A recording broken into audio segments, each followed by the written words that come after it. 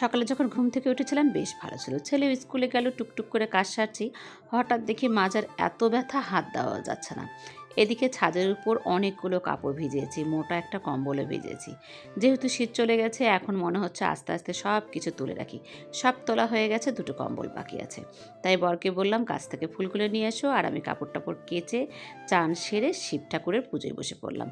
আগে যখন শিব পুজো করতাম তখন কিন্তু শিবকে জল ঢেলে এরকমভাবে রাখতাম, এরকম করে গা মুছতাম না।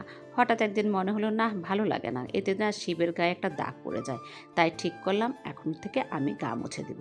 তারপর দেখি স্ক্রল করতে করতে ফেসবুকে একটা দিদিভাই বলছে যে শিব ঠাকুরকে চান করার পর গা মুছিয়ে রাখতে হবে, না হলে কিন্তু আমাদের সংসারের ক্ষতি হবে।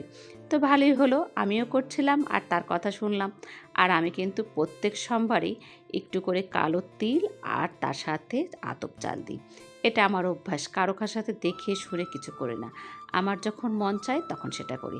আজকে যেন দুব্ব নিয়ে আসবো, আর হয়নি, কারণ বরকে দিয়ে ফুল তুলেছিলাম তো তাই হয়নি। পুজোটা সেরে সুন্দর করে শান্তি পেলাম জানো। পুজোটা সারতে সারতে ঘাড়ের উপর ছিল অনেকগুলো আরও কাজ, কারণ রান্না করতে হবে। মনে করলাম থাক, আজ ভালো করে আগে পুজো করি, তারপর যা হয় হবে, পরে দেখব সব কিছু। সোমবার, বৃহস্পতিবার এইসব বার আমার খুব ভালো লাগে। আর যেদিন কোনো পুজো বা কিছু থাকে সেই দিন আরও। তবে আজকে ফুলটা একদম কম, কী আর করার।